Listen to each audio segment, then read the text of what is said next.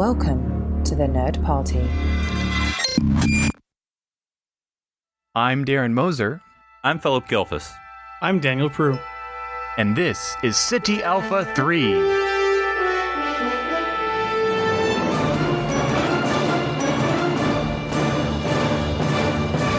Hello and welcome to City Alpha 3, a Star Trek podcast here on the Nerd Party.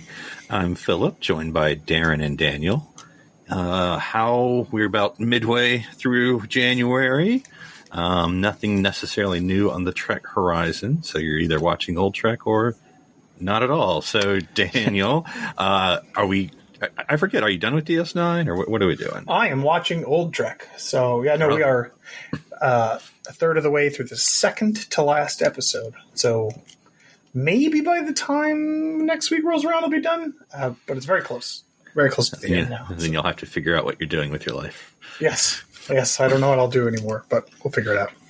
Any surprises? Because we're talking about series finales, but anything new this time about a character's ending? Or I know you're not necessarily at the last episode, but it's a bunch of endings are happening in these episodes. Not surprising because I was always annoyed by them, but two things that fall flat for me still are the Oprah. I was going to say O'Brien. That's not right.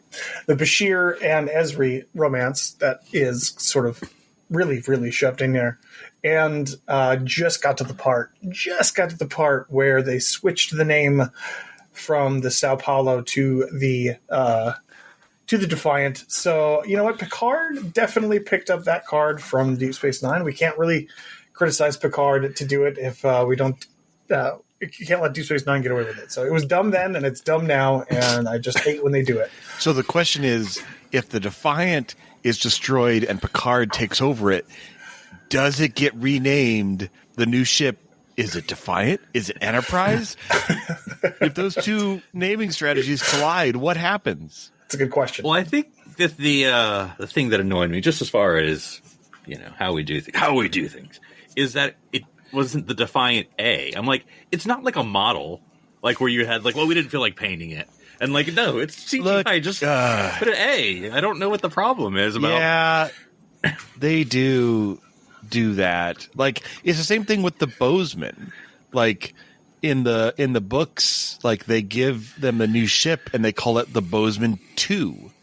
I. And I'm like, come on, guys. Give a little consistency. You have the Voyager did it right because theoretically, because in Discovery it's the Voyager J. Mm-hmm. So we know, okay, I don't know. It's just they have a convention. And they need to stick with it. And I get that. If we're really going to be anal, and we are, we have instances from TOS of ship names. And then we know TNG, DS9, Voyager ship names. Where's this? I'm trying to think of an example. I'm just going to make one up, like the Intrepid. We saw a Constitution Intrepid, and we saw, and I'm making this up, I don't know if we did or not, saw an Intrepid, in the 24th century, but it wasn't the Intrepid A, B, C, or D. But it's in my mind, okay, it's still a little fast and loose, but it's a different class. It's been 100 years. I'll forgive it. Not the Defiant blew up. Next week, there's a new Defiant called the Defiant. I'm like, you're not fooling me. It's a different ship, right? Yeah, my gut has always been that the the keeping of the registry and the name of the Enterprise for that was kind of a one-off special thing. This ship and its exploits are so amazing that there'll always be an Enterprise, and it will always have. It's almost not as much about the name; it's about keeping the registry. And thus you need the A, B, C, D. But yeah, so I don't know, maybe if it's just replacing the existing Defiant, then it doesn't need an A. I don't know. So if for both of these examples, for Deep Space Nine and for Defiant and for Picard, it bothers me a lot because this ship didn't come out of nowhere, right? They probably had a christening ceremony, people from Sao Paulo were probably like, "This is Already awesome. had the T-shirts made. Yeah, a ship named after us." It just says Apollo. Well, it's just Paul. We only had 4 letters we could do. But it's like it's just so frustrating. Admiral comes in, guys. I know you're real excited about the launch of the Sao Paulo, but unfortunately, Behind him, painters are coming in. They remove the dedication plaque and they put another one up. And he's like, "So your sister ship, like a family, and Tearing don't up you the love carpet. family?" It's like all happening behind him. We're gonna need this ship to be the Defiant. Sorry, guys. It's just how it's going down. It's even worse in Picard. What was the name of the ship before they changed it to The Enterprise? Titan. It was the Titan. Oh, the Titan. That's right. Yeah, It was the Titan A. yeah. So much worse there because that was a ship that already had its own adventures. It was its own crew. And it was off doing its own thing, and it's like this is so disrespectful. Now, because Riker was not in that ending scene, if I remember correctly. So, like, I wouldn't hear like the news about like, yeah, the Titan was such a glory name that you made it that we made a second one, but the Enterprise is a little better. So, what you gonna do?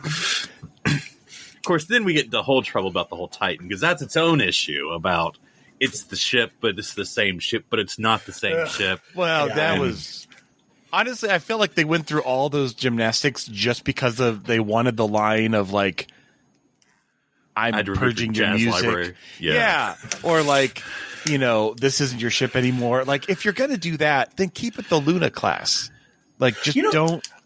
I don't know. Do you know what I think? I think that classic Trek, we grew up with only one dang model, right? That we had to like super and it's got to have a 1, a 0, and a 7, some sort of configuration.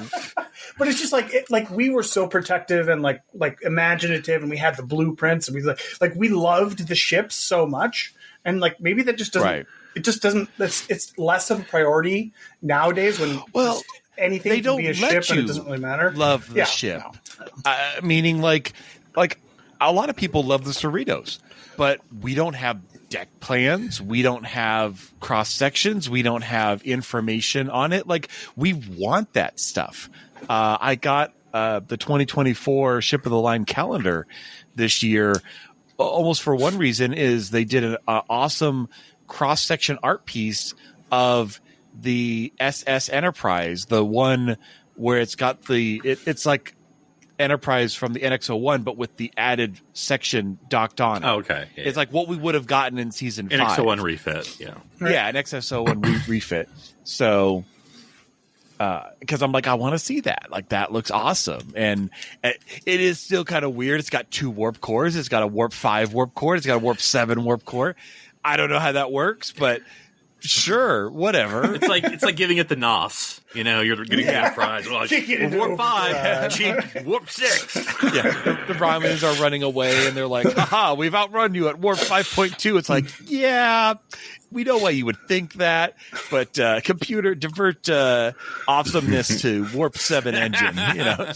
And then they have those glowy pillars on the bridge like the Columbia did. Those turn on only at like warp 7 5.1. It's like, what's that? Do you have a warp reaction in your bridge? That's crazy. Like, yeah, we don't really know what these do, but hey, you know, they look just awesome. Paint ricing stripes on the side of the. Well, think about it. I mean, I don't want to think about it too much, but like, okay, it's something. It's conductive of energy.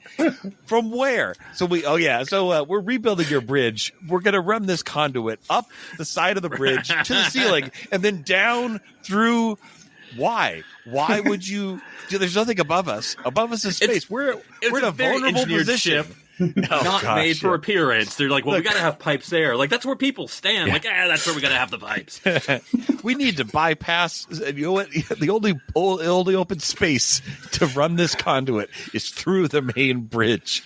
Oh man. Yeah. That's a ship. It's like he's targeting plasma conduit. Our dorsal shields are down. They're firing on the bridge. Well, nice knowing you guys, but we're about to hit a critical system. Yeah. All right. Well, yes. So that's Daniel. Darren, what are you up to? Oh, man. Well, I was just looking on Paramount Plus, and they have a listing of all Star Trek available. If you wanted to watch a movie, guys, guess what? You have your choices are 2009, Into Darkness, Beyond. All the others are gone. Darren, please tell me that's the actual category labeled all Star Trek available, because that would be more, I think, to the spirit of what. The home of all of this Star Trek and no other. I searched. If you go to ParamountPlus.com/collections/Star Trek, it lists all the Star Trek that they have. And it has, let's see, we got Paramount Plus Originals. So that's like Short Treks, Discovery, Picard, Strange New Worlds, and Lower Decks. We have in timeline order. So it goes Enterprise, Discovery, Strange New Worlds, Original, Animated, Next Gen, DS9, Voyager, Lower Decks, Picard. Nice. Essential episodes, such as Through the Valley of the Shadows from Discovery, The City on the Edge of Forever, Measure of a Man, Children of the Consort. We got some good choices. Movies, the ones I just listed, they also include Women in Motion and Building Star Trek, which are kind of documentaries. Yeah. But I mean, when you have to pad out your movie section with 2 documentaries, I mean, so they have 3 of the 12 movies of the 12 Star Trek movies. Yeah, basically. So I mean, it's not really a surprise. Like, people who are outraged, and it's like, this happens all the time. There'll be a time like, oh, do you want to watch Stargate? Oh, yeah, I'll just pop over to Prime. Or maybe not. Maybe it's not the time that Prime has it right now. These things come and go. So but there was a brief moment in time that Paramount could there claim was a moment that they were the home of Star Trek. Oh, and now I think every few it was months, between Prodigy Episode 1 and Prodigy Episode 10. Every few months, they have to add another asterisk onto the home of Star Trek. I bought some, or no, not bought. For Christmas, I received 2 seasons of Prodigy on, 2 seasons of Lower Decks on disc. I was going to say, you went into the future. That's nice. And inside, there was a little insert that said, Paramount Plus, the home of all Star Trek. I'm like, lies! But, well, anyway. Speaking of lies... we haven't done sort of a back to the basics topic for a long time. We're pretty niche in our elder podcast Trek analysis age, but I thought we'd kind of do a more broad topic that we may have tackled in our earlier days. But, as the franchise grows, and then as Spock said, there are always possibilities about what we will see in the future or the past, depending on how series come out. But I thought we would talk about the Cardassians. Now, Daniel, of course, being in the, I'll say the midst, but more the end of DS9, has sort of been, swallowed by Cardassians in that series. Fascist Cardassian eyesore. Neck flaps deep in Cardassians, that's for sure. Because they're not necessarily prominent, in any other series, really. Introduced in TNG, of course, and there's I say a handful, probably less than a handful, but they're all good. I want to say that. Good episodes, because the first one with the Phoenix and Captain Maxwell, you have the 2-parter with the Picard torture. Yep. Dots are the Maquis episode, maybe with that's at Roe or anyone else, but anyway. So there's with probably the only one I would say no, and maybe the Wesley episode. There's 9 TNG episodes. Okay, with Cardassians. So, yeah. So there you go. But, obviously we don't see them necessarily, in Voyager or Enterprise or blah, blah, blah, blah, blah, blah. We don't see them in the 21st see one century. Cardassian in Voyager. That's true. Actually, we never see her as a Cardassian. Am I saying that correctly? We don't ever see her as a Cardassian. I don't think so. We do. She is. Yeah, once she's on the Kazon ship, she goes native. She goes full Cardassian. Yeah. But Which, anywho. It kind of... Wait. So you're saying Kazon have the medical technology to change her, but they don't have, replicators. No. She was changed before she left. Yeah. She was changed as... She was on Obsidian Order. It's been a long time since I've watched season 1 Voyager. 2, really. Yeah. Well, it was interesting, Philip, because because when you suggested this topic and I started to think about it, like, I'm glad we get a lot of information about the Cardassians, but it really comes down to you have to put the species as like a main cast member. Like that's your writers, really delve into that pool. That's why we got a ton about Klingons because of Worf. That's why we got a lot about Ferengi because of, Nog and Rom and Quark.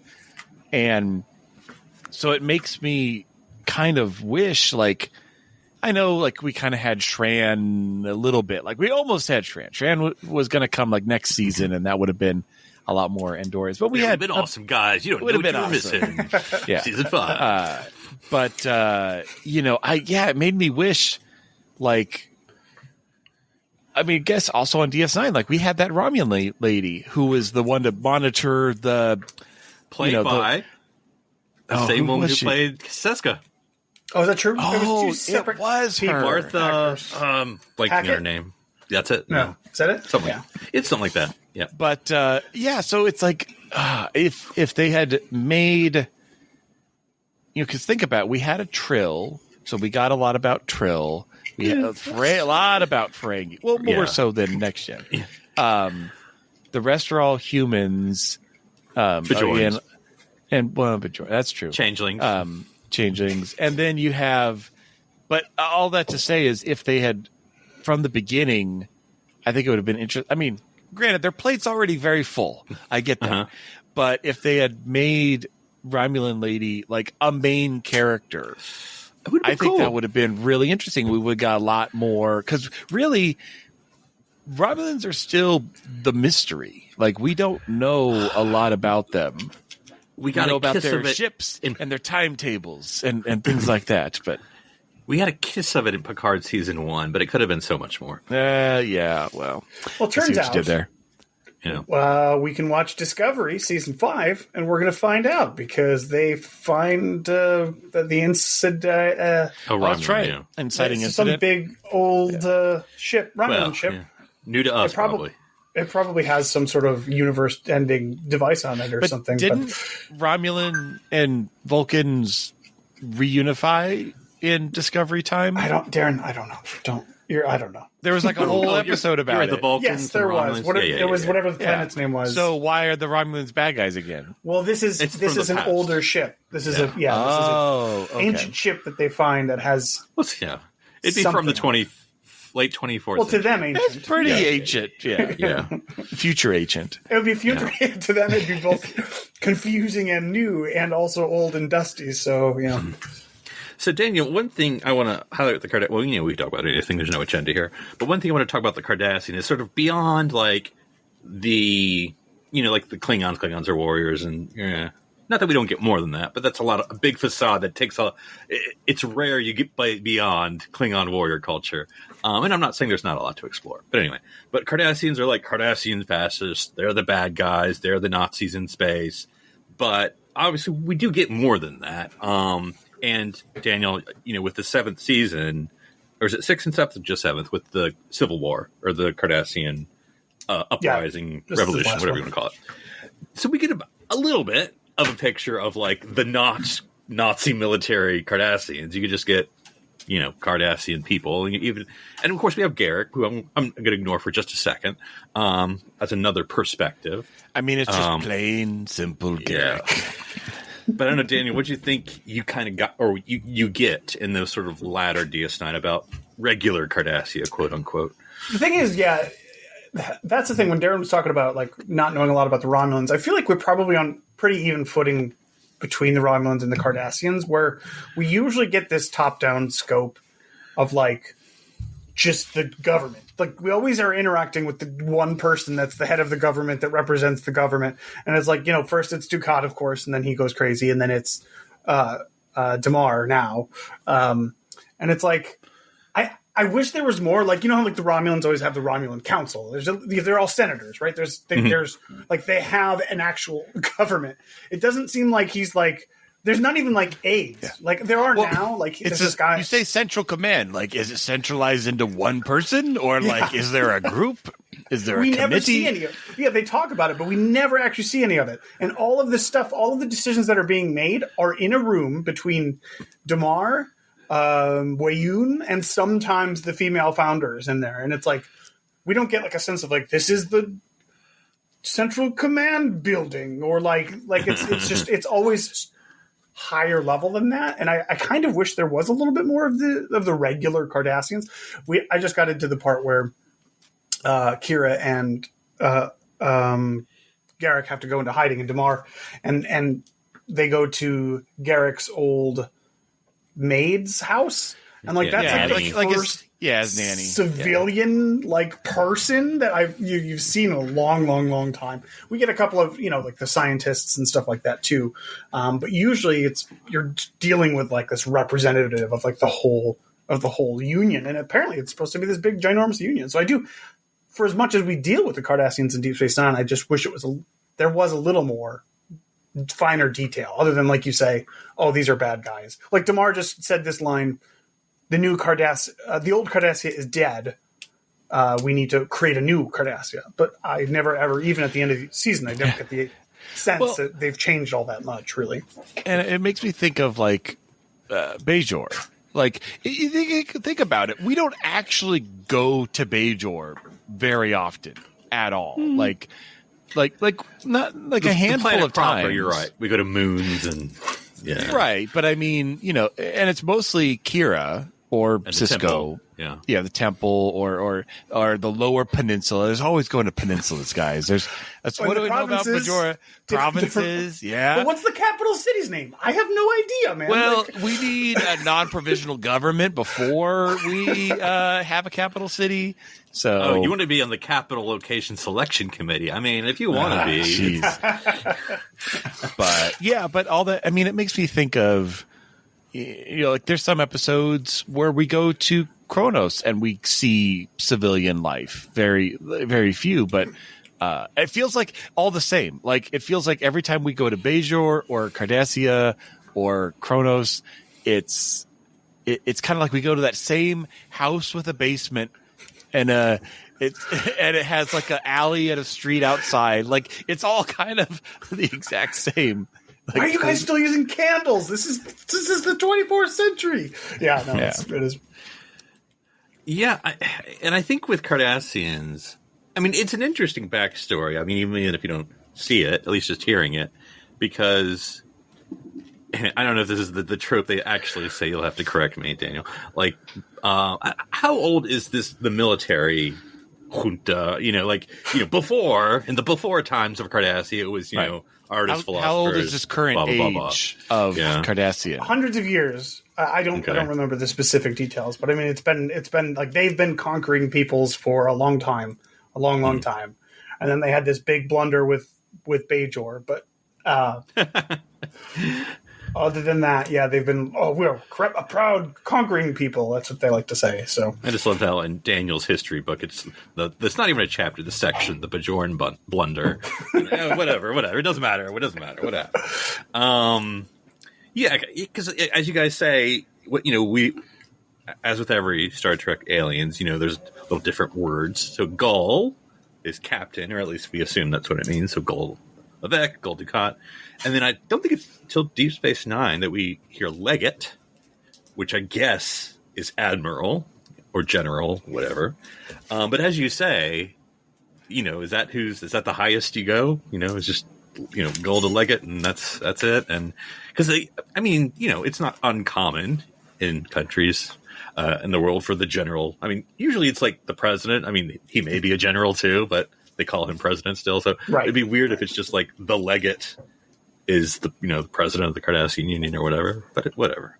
But it is weird not to see. It's just strange they don't have a title for that. Like whatever. The first Legate. In charge. So like for example, the one bit of detail, like really good detail they go into about Cardassian culture, I shouldn't say the one, but one of the examples is their judicial system, right? We get this whole process when O'Brien gets convicted, and we find out that if you're arrested, you're already convicted, and then your trial is just for show. Like we see that whole process, right? And so every time after that they they bring it up. Like somebody got arrested in season 7. I can't remember who. But they're like, oh yeah, no, you're already convicted. You just have to go to your trial at this point. So that like little piece, that little slice of Cardassian culture is cool, and it's like makes sense for them and as bad guys, and is carried through and consistent. I just wish there was more of that. That's all. It does make me think, like, if we sat here and thought about it, and look, no one's gave me money to write a Star Trek episode, but like there does seem to be like 5 options of how to learn about an alien species. So you have the trial. Actually, we have it like on Klingons, when Archer's on trial, or Cardassian, or like that's how we learn about someone has to be on trial, and then or a defector or something, or the person you weren't expecting. So like. This is like an early DS9 with the Cardassian scientists, or is it a mid DS9? But like, it's like with the prophecy, the 2 serpents I forget what it was. And it turns out Cardassian scientists. But you're like, oh, there's Cardassian scientists. But then like sometimes people wake up as an alien species, like when Troy becomes a Romulan. You can learn a lot that way. And I know it's been a long time, but what do you remember about the Kira? Because that guy was like a retared military, but it wasn't, he still was sort of like regular Cardassia, right? Yeah, he was a regular Cardassian. He, that episode is okay, but what I actually really liked about it was the followed up. He shows up for another episode later on, and calls her his daughter, and like there's sort of like that sort of relationship. I think he dies in that episode. I can't remember. It's been a little bit now. But yeah, like it was obviously a trick. It was not the case that she was this guy's daughter, but he had cared for her very deeply at that point. So, that's a good example too. Yeah. And then Darren, I don't know if it's been a while since I've seen it, but like in sort of, I imagine if people were to list the top 10 DS9 episodes, I can't even remember the episode title, but the one with the guy who's like, oh, I'm the guy who ran the camps. Yeah, and it turns out, is he faking it to take on the guilt, or whatever? But right, that's sort of this is sort because of he wants Cardassians to pay. Mm. Yeah, no, it's. I mean, there's also the one with like the Cardassian child, So there's, and I was just looking up the ranks as you were talking about. So yeah, Legate is like a Central Command high rank flag officer. Gul is like a commander or captain of a ship or a vessel. And below Gul is Glinn, who's kind of like a lieutenant rank. And then below that, you're just trooper. You're just trooper coming. Well, it's kind of like Centurion for Romulans. Crewman. Crewman, yeah. I just feel like Glinn is just the guy. He does everything. They like G's. Yeah. Ask Glinn is their search engine. Yeah, and now, what we haven't talked about, obvious, but so then let's obviously talk about it. Daniel, you're obviously a big Romulan guy, so let's talk the part of that Cardassia, the Obsidian Order. So it's like their military or their secret police, which is same thing, really. But anyway, what do you think, having encountered it with the Obsidian Order? Did you learn more? Is it that big of a thing? Is it one of those things where like they have this big reputation, but like you stick a needle in the balloon and it pops? Well, because you're talking specifically about the Obsidian Order versus the Cardassian Intelligence Agency, which is what replaced it after the Order collapsed. I don't know how the Order collapsed. But because the only one dude was running it, and they didn't have anybody else there. So, well, I thought it was also the Changeling. Yeah, that's true. Tal Shiar joint attack that ended up going pear shaped. Oh yeah. Well, that's fine. The Obsidian Order, which basically consists of an Abrantane and Garak. Pre his exile, I get the sense that it's definitely not to the level of something like the Romulan one, the Tal Shiar. I don't think that it has that same scope. It's no The other one we learned about that was there the whole time. Romulan secret, please. Yeah. We're not going to talk about those. Oh, the super duper secret ones. Not even the Tel Shiar. Okay. Yeah. But I definitely get the sense that like you say, more of a secret police. It's more of an internally facing sort of organization than something like the intelligence operations that the Tel Shiar do, against other powers in that be. But really, because of the scope of the show, it's basically just a platform for daddy issues between the two that are there. So it's okay. It's fine. It's just that we never actually get to see them doing cool spy stuff. It's mostly just, like I said, them arguing about why were you so mean to me growing up, which is fine. Because Garak's awesome, so I love Garak. Does it strike you, Daniel, having watched it? Sorry to keep picking on you for that. That, and I don't know if you thought about this while watching it, that the whole time it's going to be his dad, or is it like season 6? Like, we should make him his dad. No, it comes in sooner than that. Okay. Because I don't think you get introduced to him until like season 3 or something. And then probably by season 5, you already know. So I don't think it's like, they don't tell you right away, but it's not like we just found out Sisko's mom is a prophet or something like that. It's That'd be silly. It's a little more reasonable than that. So. Oh, well, Darren, you mentioned him, so we can go into it a little bit more. I mean, what about Garak, a specific Cardassian who we are? Yeah, shown? well, and it's interesting because obviously, I mean, Gul Dukat is it's interesting because we're presented with 2 Cardassians really in DS9 versus like Worf is like a single Klingon.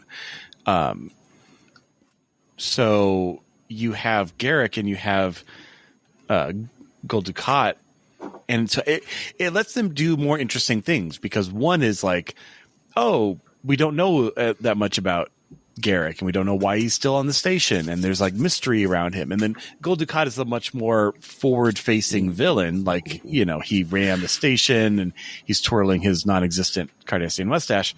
But it did exist at one time. But he was a different character back then. That was his cousin. Yeah, Lol Dukat. But the one we saw in TNG. I know. Masset, I want to say Maybe. Yeah. But all that to Garak, I like how Garak got to have character arc. He got to grow. I'm glad it wasn't established day one. Like, oh, this is, an Obsidian Order spy or whatever. Like, I liked how there was much more mystery around Garak and probably made him a more interesting character to play. As that was slowly revealed over time. So it pays off by the end when you have plain simple Garak. Like, he's a founding father of like New Cardassia. Like, he's major important to the events of the end of the Dominion War. But I don't think we would have bought that if we hadn't seen the journey that he went on. His interaction with Ziyal, his befriending of Odo and then subsequent torture of Odo. Yeah, I mean, I don't think you can talk about Garak without talking about In the Pale Moonlight, because it's really as much of a Sisko episode. It's a Garak episode. It really is. It's showing, okay, if the gloves come off, if you want that, and we all know of like those people in war that do the things that we need done, but we don't want to do, like that's that episode. And Garak. Even Section 31. All right, we're not going to talk about Section 31. About Cardassians, Philip. Although I did have one question. So in Picard, in the alternate crazy future, he has like a Cardassian skeleton. That's Dukat. But I mean, is that? I never knew. Like, are those monuments showing subjugated species or like extinct species? Oh, I think I think those are just trophies. Like he killed But I get Dukat. where you're going, Darren. Though, But I think it is. Does it mean that, because I think there's something that's always been established about the alternative timeline is that, Earth is like they just subjugate everybody. So I don't feel I didn't get the vibe that they like killed all the Cardassians. I mean, maybe, I don't know. It could have been. Yeah, you get two choices. Yeah, and I think with Garak and then also with the station itself, there's a lot of Cardassian stuff that we sort of have to infer. Because, I mean, even with the station, because, I mean, I don't even think when's Garak? Episode 2, 3, 4, 5? I can't remember.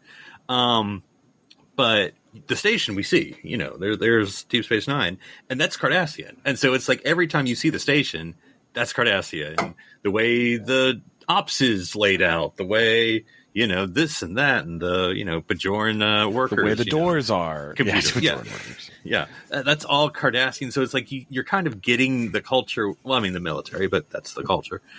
Even without it being told, like, this is how Cardassians are. Like, oh, you got to have the guy in charge at the higher place. Right. Like, if we were on, like, just like the episode where Riker was on a Klingon ship, like, spending time on their vessels, on their stations, it teaches us so much. It is interesting, though, because, like, Gul Dukat, who is the stand-in for most of the show for Cardassians, becomes such a almost parody of himself by the end, like, becomes such an evil mustache-twirling bad guy that Cardassians can't be that. Like, they're not that. Like, that's why you get Damar. Like, Damar kind of takes that reign of the everyday bad guy Cardassian, but because you're absolutely right, Daniel, like, Dukat goes off the reservation. You're like, this, they can't all be like this. And you look at Damar and you're like, he is the more level-headed. And I kind of like that. I like that Damar gets redeemed, but Dukat does not. Like, I wouldn't have bought it if at the end, like, Dukat becomes the hero and saves Cardassia. I would have been like, no, dude, like, you are evil. Like, you are very bad. But I can buy that with Damar. Like, he's gone through a different arc. I remember what Ira said during the documentary, where he said they kept having to put episodes in where Dukat did more and more worse stuff because people kept liking him. That people kept thinking that he was going to be a good guy. Right. I never got it. I don't understand it, but people definitely feel sometimes when they watch, like, when he's on one of his good moods or whatever, when he's doing one of his good deeds, people, like, seem to forget, oh, by the way, he oversaw 40 years of tyranny and misery for this entire group of people. So yeah, I mean, I'm just going to say that like, I feel like mid DS9 there's a dartboard of, like, we're doing Gul Dukat, is he going to be good or bad? Because I feel like once you get him, and I don't think it's an accident, they know what they're doing, the writers, because he has his fall from grace. I forget why it happens. Is it because of the Zeal? But anyway, he has the fall from grace. He snaps, yeah. Yeah. And then once you get him on the Klingon bird of prey, then he's good, Dukat, for, like, that period of, fighting the bad Klingons or whatever he's doing. I forget. The Cardassian Klingon War. Because it's almost... He loses power, and, like, so as he's rising... He's an underdog. Power again. Yeah, but whenever you put him back at the top of the chain, it's like, oh, this guy is terrible. Yeah. Stop giving him power, guys. Yeah. Like, the Cardassians didn't learn that lesson. Like, first of all, I would have thought he would have had to have forcibly retired in shame after the ending of the Bajoran stuff. But he didn't. He just came back and was like, whatever, man, I'm just going to take my station back. And it's like, well, that's not going to happen, but that's fine. Well, I mean, he went from, like, I don't know, governor of the sector to back to captain, of a ship. So, bit of a demotion. Yeah. And I think I'm not, this isn't a criticism, but it would have been interesting to see a little bit more of what happened. Cause, like, again, he was never good, but the good Dukat on the Klingon bird of prey with his scrappy group of, I don't remember all that, but, like, his scrappy crew he had. And then it was like something happened. I mean, it's implied that somehow he, I don't know, hooked up with the changelings in Wayun and kind of like rode his way up like a coup or something, and then became top dog. But like he was in the right place. He basically betrayed his people to get power again over and have a position of power in the Dominion. But it was almost a whiplash because, like, I don't remember, Daniel, what episode to episode that was. Like, oh, there he is being good Dukat, and then like 2 episodes later, like, citizens of Cardassia, I am your new legate, and it's like because you get that reaction from DS9 crew, as I vaguely remember, when they see, oh, Dukat is now in charge of the because they're like, oh, he's fine now, he's under scrappy underdog. Now it's like, no, he is now collaborating with. Yeah, and I get he forces his way in there, and this is just shorthand because of its fiction, but it's just always feels like, okay, even if he like arranged the meeting or set up the stuff or whatever, they would quickly replace him with a more stable person to be like the Cardassian liaison or whatever. You know what I mean? Like he's still doing and acting crazy and saying crazy things. Well, I mean, yeah, you're absolutely right in the real world, but in a show, when it all comes down to it, it's like, well, who are our main characters that we know? Like, those are the people that are going to get the roles because that's how television works. But I also, Daniel, I don't remember. What happens to him? Obviously, he's in charge. Well, in charge, in quotes. He's collaborator. If I remember. Well, no. I'm talking about, like, he's collaborator in charge. Like, when he's with Wayun and the female changeling, like, when he's in that group. How does he get kicked out, or what? Where's his fall? That because makes him lose when he loses the station, because they take over the station. When he loses the station, Damar kills Zial, and then he goes crazy. That's right. Because he snaps. I remember now. And then when he comes back to Cardassia to get his Bajoran makeup put on. And then go take over the world. He has a cult at Terok Nor for a little bit. Then he goes back to Cardassian to put on his Bajoran makeup and and woo Adami. It's like, what's going on? God, what are you doing? Reads too many books. Gets way into the internet. And that's one of the best things about DS9 is, like I said before, Cardassians. They are portrayed by Gul Dukat and Garak. We're very different. And yeah, Gul Dukat's, and we get the same dichotomy with Kira and Kai Wynn.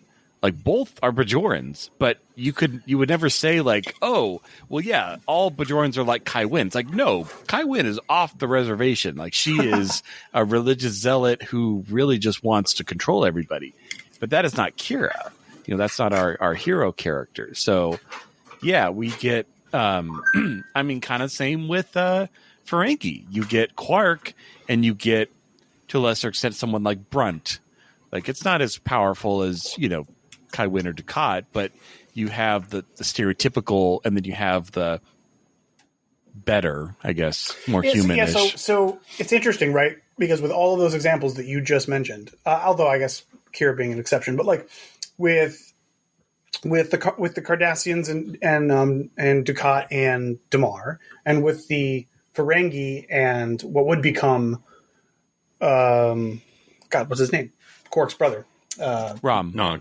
Sorry. One syllable, dude. One syllable. It's the one of their species that has lived with humans and then grown to adopt to our like customs that gets to go back and run the planet and make them a better species. I'm not sure if that's intentional, but maybe it kind of be is. Careful. I mean, kind of with Kira too. We rubbed up on a world leader. Well, we don't really see, but it's kind of implied she's going to be in the inner circle at least. Sure, yeah, she definitely is. Yeah. I mean, she had a Brian baby. That's pretty. All they just needed was a good dose of humanity to. Even the word is racist. But, she's just not Kai. That's all. Which, Kira probably shouldn't be Kai. I don't think Kira wants to be Kai. Yeah, no, she definitely doesn't by the end. Well, according to the writers, that's the reason she should be Kai, because she doesn't want to be Kai. According to season 8, DS9, she's now Kai Kira, or whatever. Kira. Yeah, exactly. It does make me think again. There's only 2 Cardassians major, but they're unlike the other things with Klingons. Like, they are Cardassian. There's no like, I was adopted. That like Dukat and Garak are 100% Cardassian, Cardassians. They're like, oh, I'm a Cardassian, but I lived with humans all my life. Nope. I was part, like, I wish, I know we saw some flashbacks of the occupation, but those are mostly like Odo episodes. No, Darren, didn't you know that Gul Dukat had a relationship with Kira's mom? I know. That's so stupid, but totally makes sense if you look at the timeline. I would have loved a standalone 2-part episode, kind of like how In a Mirror Darkly was just like its own thing, didn't tie into the main story at all. I would have loved like a 2-episode, like during the occupation time, like, just to see, or like the day it fell, something like that. Like the day they're all pulling out, like, because I know we see right after that with Emissary, like that's, the station's all trashed and all of that. But I want to see like the week before what was going on. How are things starting to fall into place for the eventual, like, why did they leave? Was it a Bajoran uprising eventually? Like with the, I don't know. You know who probably gives that exposition is Captain Picard. He probably says, "Oh, we've received reports." I can't remember. I remember him telling Sisko, when he was giving him the assignment, blah blah blah blah about Bajor. I'm sure he gives that exposition away. But I mean, it's a very short exposition. Right, I want a 2-hour exposition. But you're probably right. Yeah, we'd have to watch Ensign Ro again because I wonder if that's when they might explain it. Why? Because during Ensign Ro, they're still occupied. Are they? I think it just ended. Mm-hmm. Okay. Yeah, because they went to the camp, right? I think. Although I guess I don't remember when Ensign Ro took place. Yeah. There's this great scene, by the way, while we're talking about during the occupation and how things were different. There's this great scene that I just saw where I want them to thank me for being their leader. No, not that. Could have been much worse. Okay, thank you. Yeah. Odo, Kira, and Dukat are on Cardassia trying to help Damar with his uprising, and Damar's right hand Cardassian man. I don't remember his name. Yeah, nobody remembers his name. I know exactly who you're talking about. But probably Glinn. It's probably Glinn. Yeah, Glinn. He's trying to get of the Upper Peninsula Glinns. He's trying to get a rise out of Odo and Kira, so he asks Odo. He's like, "Oh, hey Odo, during the occupation, when you were delivering Cardassian justice, what did you think were happening to all those Bajorans?" And he's just trying to get under Kira's skin. Right. And Odo tries to play it cool and like diplomatic. It doesn't go very well. You're not wrong, Glinn. like, yeah, okay, it's fair justice. You have to go to prison. Cardassian prison is the best. What do you expect? At that point, though, because they're dating at this point, right? Yes. Odo. I mean, but like they've already seen the worst side of both each other this time. Like, yeah, you're not going to drive a wedge. She saw the flashback. They lived through it together anyways. They were there together when that stuff was happening either way. So, but like I mean, in like the past 2 seasons, like Odo has learned the worst thing she did, which I forget, planted a bomb or something, and then like she learned the worst thing he did was like him being in that flashback that they were part of, and so at that point, I don't know what else you can tell about them. That if they've decided to get together after that, they're together. Yeah. Well, not for long. Good try, Glinn. Well, anything we want to say about the ships? We sort of get the Galore class is pretty much standard, but then we get, I forget what the other one's called. I have the other micro machines, a little souped up. Yeah, there's like class. a little. Well, there was also the little ones that were like, yeah, the guppies. The guppy class. I forget what the souped up one is called because I don't remember seeing it that much. So I'm like, I don't know when we saw it, but they shoot out of their deflector dish, which is weird. Yeah. Because I always think of like the beginning of Caretaker, when it's chasing Chakotay's, you sort of see like, just shoots. I think there's an actual like emitter like right at the bottom of the lip so it looks like that, but I don't know, maybe it. We also never get like a good sense of scale on their ships. I don't like. They must have gone up against the Enterprise at some point, but I just don't. Well, in that battle scene where it's Dominion and Cardassian ships, you kind of get a little that's bit. True. Yeah, that's true. and then the Cardassians turn against him. Dun, dun, dun. How dare. Shocker. So, not to lead the discussion, but just because what happens after Deep Space Nine? We don't know much about the future of Cardassia. Like, even through little jokes with, like... Did we get New some from Cardassia. that season 8 round table? I can't remember. I don't remember It's a more lot. about the station than about Yeah. Cardassia. Dukat was involved. Or not Dukat, sorry. Damar. Yeah, no. Garak was involved in the story, but I can't remember how. I mean, I'm just assuming Garak and Damar are rebuilding. That's kind of just what's I've going not on. read it, but Andrew Robinson has that Garrick book he wrote. Yeah.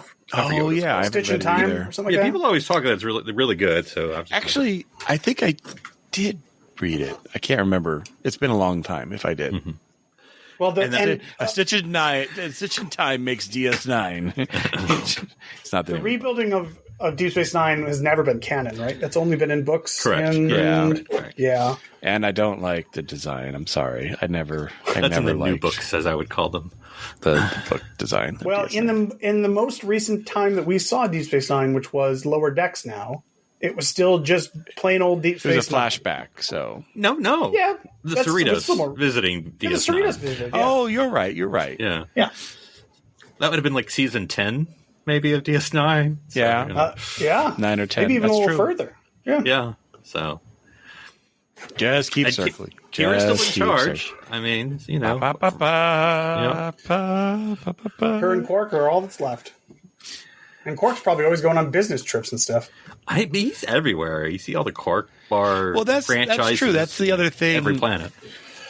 I know the question was about what happened to Cardassia, but yeah, because like that's the thing about DS9 ending. Like we just talked about endings the other week, but everybody left. Like it's just Quark and Kira that are left at DS9. So yeah, I'm assuming just do we want to say the Cardassian Union goes as far as like trying to join the Federation? It's the Cardassian Federation now, or rebranding. You can't take our name. That's our name. Federation was here. Which one? There's two. We got to be specific. Oh no, it's the first Federation. Oh, you forgot about them. I knew you were going to say that. Yeah. It does feel weird to call it the Union when it doesn't seem to be like they have Oh, you multiple want to call it the planets, but Confederacy, Daniel? That's what you want to call it? Cardassian Confederacy, CC, all Actually, the way. weren't the Breen a Confederacy, or am I making that The up in Breen my were a head? Confederacy. Yes, yeah. yep. And yet the And they Union talk like this. Confederacy We We just were throw in working names. together. Yeah. Yeah, I don't know. Yeah, I mean, like you said, one of y'all were saying, is New Cardassia just going to be old Cardassia with a little shinier? It's like, are they? I mean, I'm not going to make light of that because every, country and planet has its own evolution. But like, it's just like we'll just put like a civilian in charge and call it a day. Like, military, Right. like you go beyond no that power, one yeah. thing down from the president's 100% military. Still, we're just like put one guy on or girl on top, and then fixed it.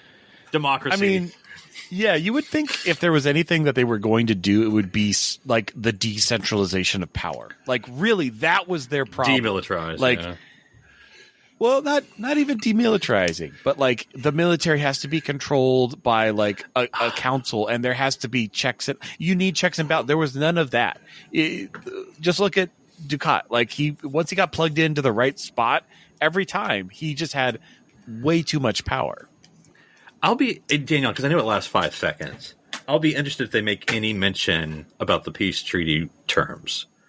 So I was literally just thinking that because I know for a fact that the Dominion surrenders unconditionally, but because the Cardassians are helping, I'm assuming that the faction of the Cardassians that are helping change their mind at the last minute. Change their mind at the last minute. they're not surrendering because there will be some sort of a treaty that would be like you said. I'll have to see. I'm not sure, but I just remember that the Breen and the the Breen and the Dominion.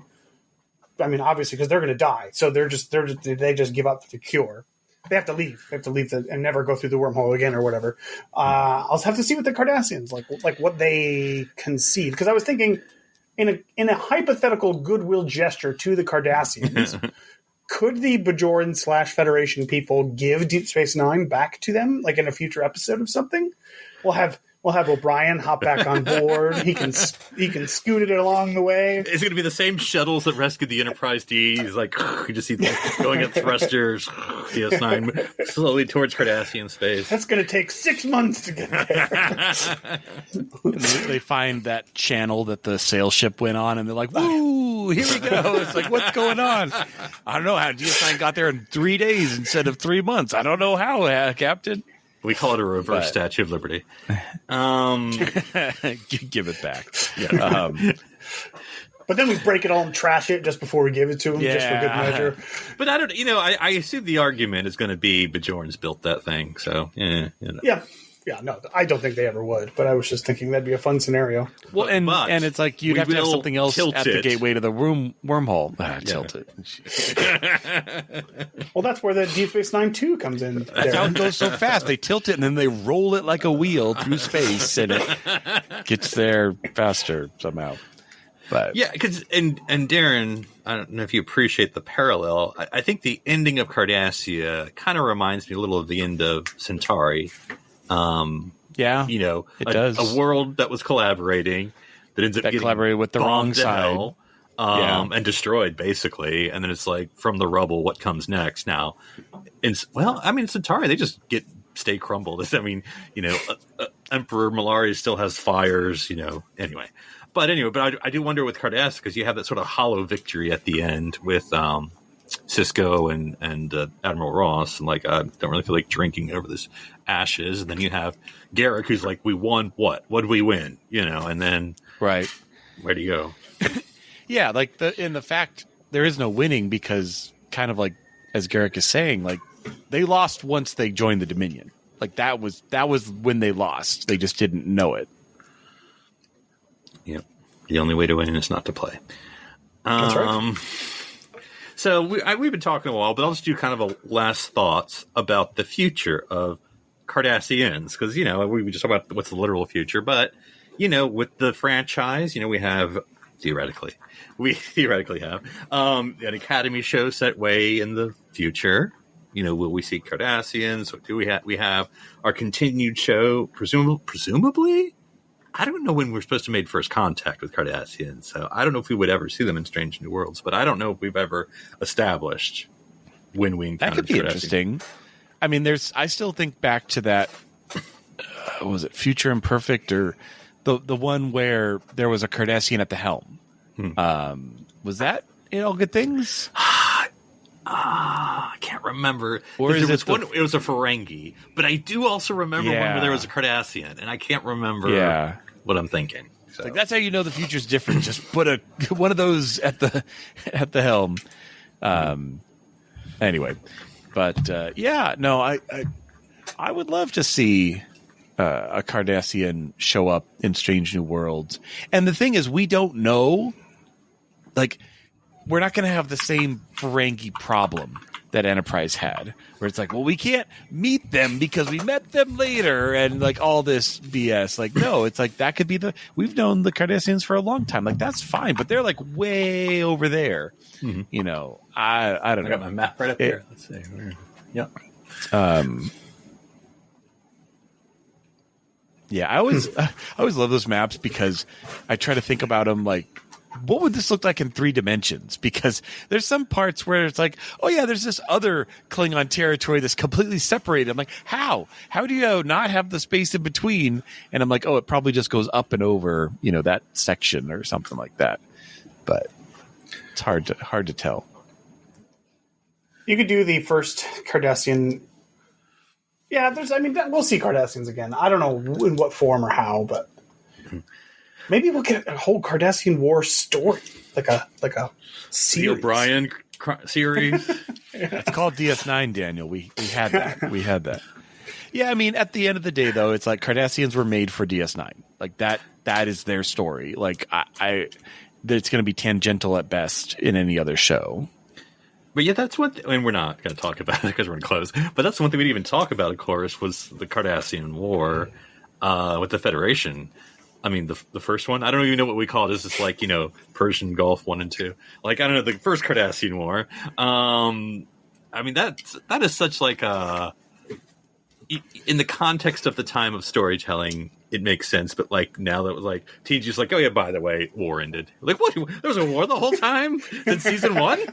Look, it's a war, but we're not going to send our flagship anywhere near that war ever. Or talk about it. Because Orion Also, it must have ended, and that's the thing. It must have ended before the launch of the Enterprise D, because O'Brien's there from like the very beginning, so he couldn't have been fighting in the war simultaneously. I don't know. He just wanted. I just want some nice, relaxing battle bridge duty. No action will ever happen. First week, oh god! Oh, well. Manually? What do you mean manually? I don't know. I've heard Farpoint Station will be pretty boring. All right. So, Daniel, any last thoughts, and where can people find you? No, I look forward to seeing some more Cardassians whenever we do. Apparently, there were 14 appearances by Cardassians in Discovery and 12 of them in Season 4. So I'm not sure if there was a character or something that they brought on, but maybe I'll see that someday. Maybe. But they can find me at One of Dan. That's number 1, not the word. And Darren, for Cardassia, what are your thoughts? Always for Cardassia, and decentralize. That's all I can say. People can find me at drsci-fi.com, DRSCIFI. Yep, and it's been a good talk about this species that's been mostly explored, but lots to still learn. They can find me at all socials at Glinn. All right. Well, until next week, I'm Philip Gelfus. I'm Daniel Prue. And I'm Darren Moser. Stranded here for Cardassia on City Alpha 3.